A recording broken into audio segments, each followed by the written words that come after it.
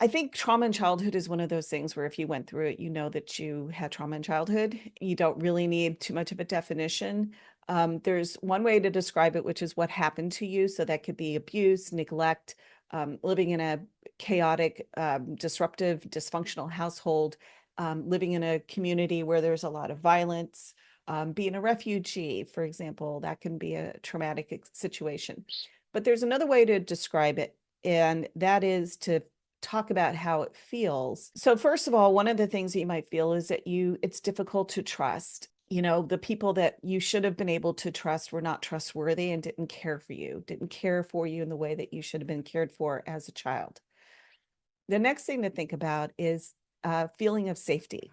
That if you grew up in a traumatic situation, your sense of safety gets broken because you were not protected or cared for in the way that you should have been.